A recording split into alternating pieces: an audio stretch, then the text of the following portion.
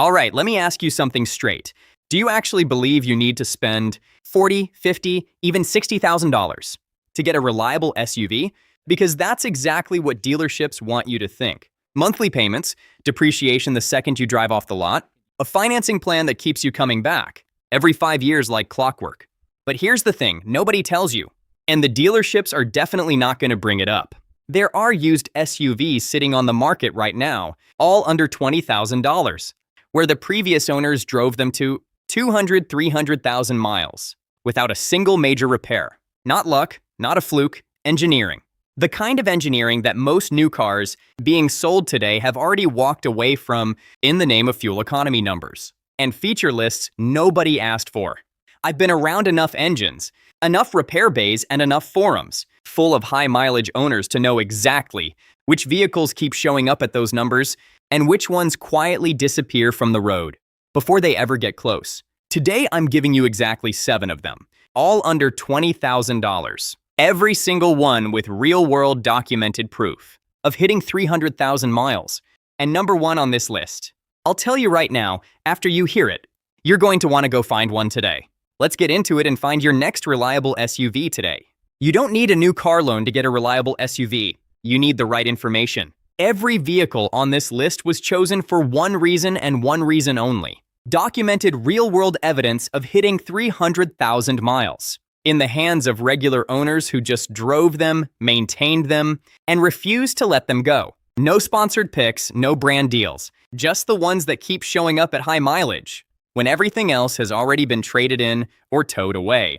Now, number 3 on this list is going to surprise most people. It's a luxury badge that almost nobody thinks about when they hear a $20,000 budget, and it might be the single best used car value hiding in plain sight right now. Stick around for that one. And number 1, well, nobody's going to be shocked. But the reasoning behind it is worth every second of your time. Number 7, Toyota RAV4 2012 through 2018. Let's start at number 7 and work our way up. The Toyota RAV4, specifically the 4th generation, covering model years 2012 through 2018. You can find clean examples of these right now. In the $14,000 to $19,000 range, depending on mileage and trim, here's what makes this one worth your money. Under the hood is a 2.5-liter 4-cylinder engine, Toyota's 2ARFE, and it is about as straightforward as engines get. Timing chain, not a belt, so there's no surprise service interval coming at 90,000 miles. The engine was designed with more headroom than a daily driven RAV4 will ever actually need, which means it spends most of its life operating well below its limits. That's exactly the kind of mechanical setup that ages quietly and well. Owners on high-mileage forums are consistently hitting 200 to 250,000 miles on original powertrains with nothing more than oil changes and basic maintenance. Annual maintenance costs on these average somewhere in the $400 to $500 range, and that's on the high end of a normal year. Now, one thing to pay close attention to. If you're shopping this generation, stay within Village, the 2012 to 2018 window. When Toyota redesigned the RAV4 for 2019, they swapped in a turbocharged engine setup Village that adds complexity and, frankly, a track record that hasn't had enough time to prove itself at serious mileage. The naturally aspirated 2012 through 2018, that one's proven. Find a clean one, keep up with your oil, and it'll outlast your patience for owning it. Number 6, Honda CR-V, model years 2012 through 2016.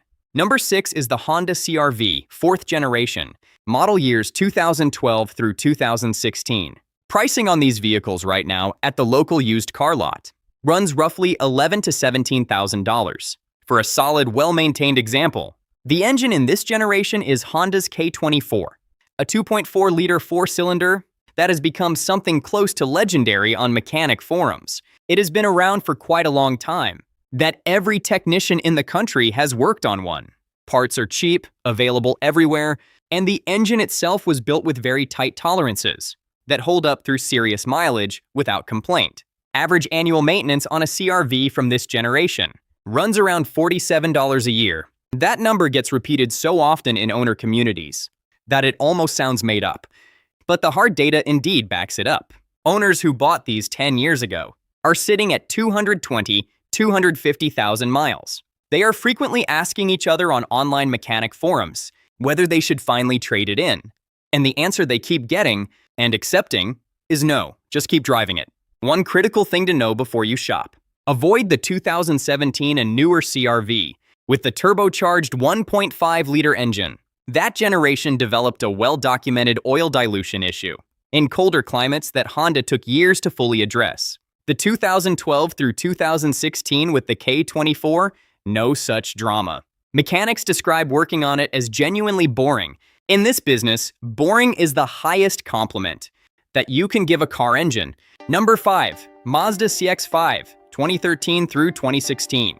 Number 5 is the one that deserves a lot more credit than it gets. The Mazda CX-5, first generation, 2013 through 2016. You can find these in the $11,000 to $16,000 range right now, and what you're getting for that money is genuinely hard to believe until you sit in one. Mazda made a very specific decision with the CX-5 that separates it from a huge chunk of its competition. Instead of chasing fuel economy numbers by bolting a turbocharger onto a small engine, they built a naturally aspirated 2.5-liter with a high compression ratio and a Skyactiv engine design that gets efficiency without the heat stress that comes with forced induction. More importantly, and this is a big deal, Mazda did not put a continuously variable transmission in the CX-5. While Nissan was going all in on belt-driven continuously variable transmissions in the Rogue, Mazda said no and kept a traditional 6-speed torque converter automatic. That one decision alone is why CX-5 owners at 150,000 miles are not having the transmission conversations that Rogue owners at the same mileage are having. The interior quality in these is another story entirely. Owners consistently compare the cabin feel to entry-level Audi or BMW. Materials, layout, the way everything fits together. You're paying Corolla money for something that drives and feels like a sports car with a roof. Annual maintenance averages $400 to $500. Parts availability is solid. And the ownership community is full of people quietly ticking past 150 and 200,000 miles like it's unremarkable. Because for a CX-5, it is. Number 4. Toyota 4Runner. The model years are 2003 through 2009. Number 4 is where things start getting serious. The Toyota 4Runner, 4th generation, 2003 through 2009. Now, you might look at those model years and hesitate. These are older vehicles pushing decades. Some of them are pushing 20 years old. But here's the thing, age is not the enemy. Complexity is the real enemy. And the 4th generation 4Runner has almost none of it. The 4.0-liter V6, Toyota's 1GR-FE, runs on a timing chain, produces enough power that daily driving village barely registers as effort for the engine, and was built into a body-on-frame truck chassis that handles off-road abuse and high-mileage stress, without developing any structural fatigue. You see in unibody crossovers at the same age. You can find clean examples of these in the $12,000 to $18,000 range right now, sometimes under $15,000 if you're patient. According to iSeeCars data, the 4Runner as a model line reaches 250,000 miles, at a rate roughly 8 times higher than the average vehicle on the road. The 4th generation shares that DNA completely. What you are buying here is a vehicle where every potential failure point has already revealed itself. Over 2 decades of real-world ownership, and where the community of owners is large enough and vocal enough that you know exactly what to watch for right before you make the purchase. Older does not mean worse. In the case of a body-on-frame Toyota with a proven V6, older often means every problem has already been found and fixed by someone else. Number 3. Lexus RX 330 and RX 350 2004 through 2009.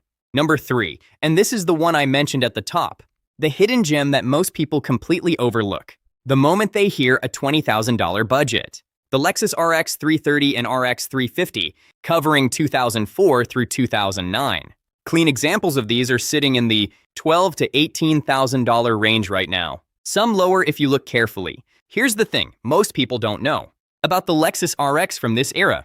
The 3.3 and 3.5-liter V6 engines are the same family of engines that Toyota put in the Camry, the Highlander, and the Sienna. These are not exotic specialized powertrains. They are high-volume, deeply proven engines, stress-tested by millions of owners across tens of millions of miles. Toyota identified every weakness, fixed every one of them, and then put a Lexus badge on the vehicle and sent it to suburban driveways across America. Now compare the maintenance costs of a 2007 Lexus RX 350 to a 2007 BMW X5 at the same mileage. The BMW at 100,000 miles starts sending you bills. Air suspension failures, electronic module issues, specialized brake components that require dealer-level pricing. The Lexus at 100,000 miles typically needs tires and fluid changes. That's it. The cabin materials hold up. The ride stays smooth.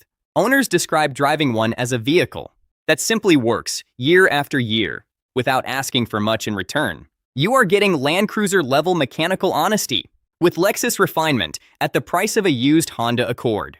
That combination does not come around often.